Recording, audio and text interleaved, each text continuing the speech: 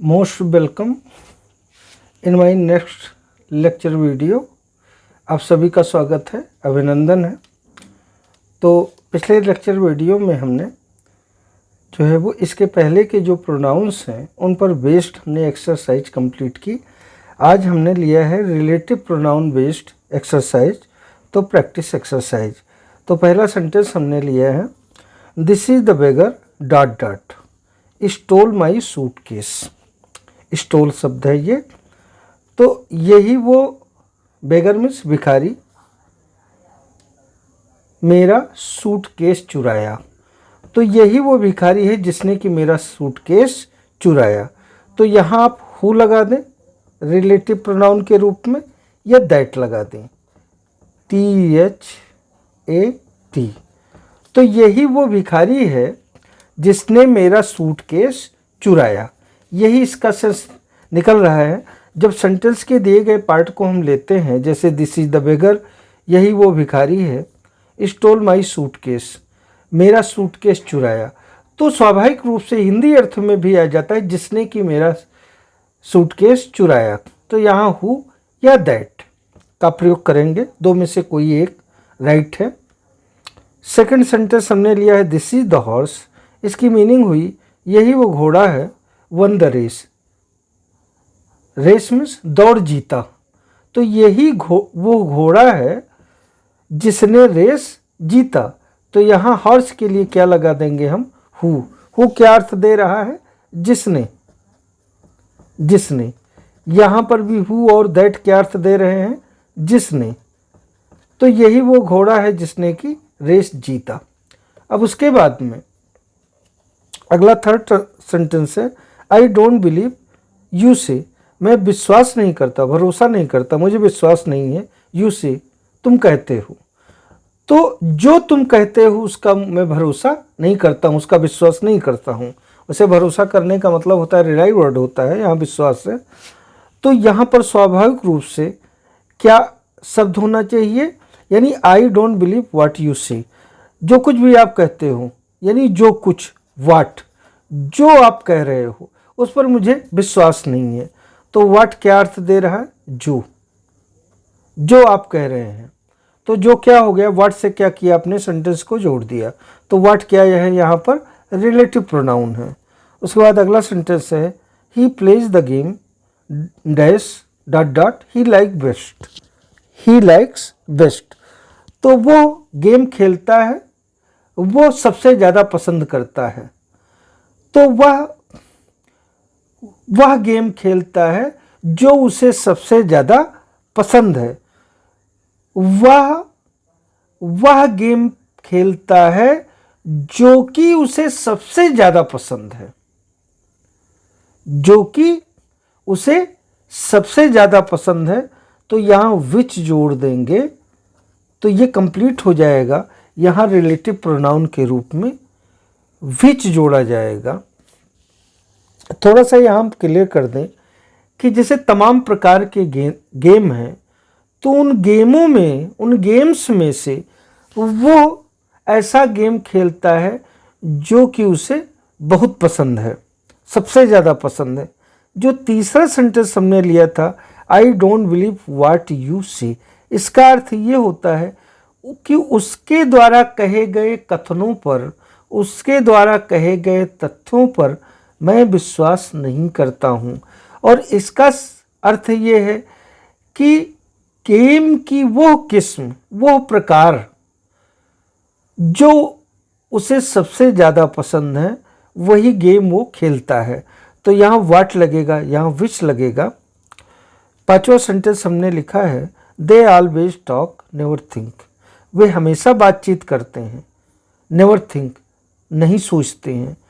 तो ऐसे लोग हमेशा बातें किया करते हैं जो कुछ सोचते विचारते नहीं हैं, यानी जिनमें चिंतन मनन तोल करके बोलने की आदत नहीं होती है। वह हमेशा फालतू की बकबक किया करते हैं, फालतू की बयानबाजी किया करते हैं। तो यहाँ पर हु आएगा रिलेटिव प्रोनाउन के रूप में। प्रैक्टिस एक्सरसाइज हमने ली है, इंट्रोगेटिव प्रोनाउन बेस्ड है ये। जो प्रश्नवाचक सर्वनाम है उन्हीं पर आधारित है। हमने अपने इस टॉपिक को जब मैं क्लियर कर रहा था तो हमने पहले भी बताया कि इंट्रोगेटिव प्रोनाउन और रिलेटिव प्रोनाउन, इसमें कुछ शब्द जो हैं डबल पार्ट्स ऑफ स्पीच हैं। किसी सेंटेंस में भी इंट्रोगेटिव प्रोनाउन होते हैं और किसी सेंटेंस में वो रिलेटिव प्रोनाउन होते हैं। उसकी हमने बहुत क्लियर कट पहचान बताई थी। तो यहाँ पर हम देख रहे हैं, पहला सेंटेंस है, बहुत सिंपल सेंटेंस है ये, लेकिन बहुत ही उपयोगी हैं ये। हमें सरल से कठिन की तरफ बढ़ना है तो सिंपल सेंटेंस ज़रूर है, लेकिन स्ट्रक्चर में बिल्कुल ये कंप्लीट सेंटेंस है। डू यू वांट, शुरू में है डॉट डॉट, तो चाहते हो आप, क्वेश्चन मार्क, तो आप क्या चाहते हो। यहाँ पर क्वेश्चन वर्ड कौन सा भरा जाएगा, वाट डू यू वांट, आप क्या चाहते हो। अब देखिए प्रोनाउन कैसे हुआ, कौन सी चीज़ की तलाश है आपको, आप कौन सी चीज़ ढूंढ रहे हो, आप क्या चाह रहे हो, कौन सी चीज़ चाह रहे हो, क्या डिजायरेबल है। तो यहाँ वाट जो है वो, जैसे आपने कहा कि ही वॉन्ट ए पेन, तो वो कलम चाहता है। आपने उससे पूछा व्हाट डू यू वांट, आप क्या चाहते हो, तो पेन को ये व्हाट वर्ड क्या कर रहा है, रिप्लेस कर रहा है। पेन नाउन है, नाउन के बदले जो शब्द आते हैं उनको सर्वनाम कहते हैं। तो व्हाट क्या हुआ, सर्वनाम हुआ। और ये कैसा सर्वनाम हुआ, प्रश्न पूछने वाला।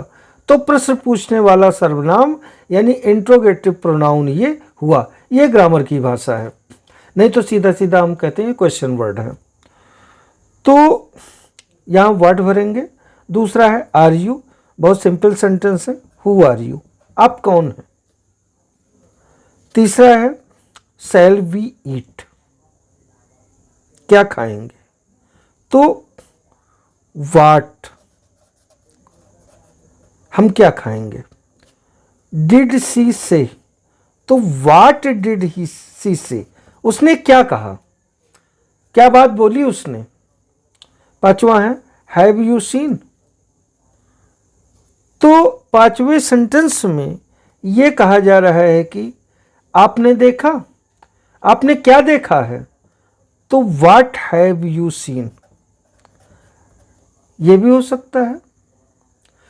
whom हैव यू सीन, यह भी हो सकता है, तो यहां हम व्हाट भर देंगे। केम हियर यस्टरडे, यहां कल आया, कौन यहां कल आया, तो who came here yesterday.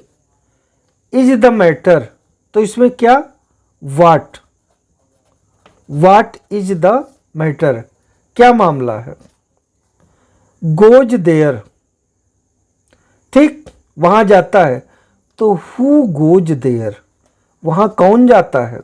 Ninth, gave you that book, तो who gave you that book, वो पुस्तक आपको किसने दी। तो इस तरीके से देख रहे हैं, बहुत सारे ये सेंटेंस हैं जो है वो। अगली प्रैक्टिस एक्सरसाइज है, तो इसमें हमने लिया है फिल इन द ब्लैंक्स। आपको जो खाली स्थान है उनको फिलअप करना है। तो पहला सेंटेंस है he is as good as, तो दो शब्द दिए गए हैं आई और मी, दोनों में से क्या भरा जाएगा, तो इसमें भरा जाएगा आई। इसका अर्थ हुआ सेंटेंस का he is as good as I, यानी वो उतना ही अच्छा है जितना अच्छा मैं हूं। एज गुड आई एम, इसका अर्थ ये होता है पूरे सेंटेंस का। फिर से देख लें, he is as good as, I और मी में भरना है, तो मी तो ऑब्जेक्टिव केस में होता है, तो वो उतना ही अच्छा है जितना अच्छा मैं हूं। तो मैं हूं, आई एम, तो यहां पर आई भरा जाएगा। सेकंड है बिटवीन यू एंड डैश है, ये डॉट डॉट है, I do not believe him, तो यहां पर आई है और मी है, दोनों में से क्या भरा जाना है, तो बिटवीन यू एंड मी, आपके और मेरे बीच में। आई डोंट बिलीव हिम, मैं उस पर विश्वास नहीं करता हूं। थर्ड पार्टी के बारे में कहा जा रहा है। थर्ड सेंटेंस है नेहा, ये NEHA नेहा मैंने लिखा है। Neha and dot dot were present in the class, तो आई है मी, तो यहाँ मी भरा जाएगा कि आई भरा जाएगा, तो आई। नेहा क्या है, जो है वो सब्जेक्ट है, एंड तो इसके साथ में आई जुड़ेगा। वर प्रेजेंट इन द क्लास, अगर नेहा को आप हटा दें, इसको जो है ढक दें, तो I was present in the class.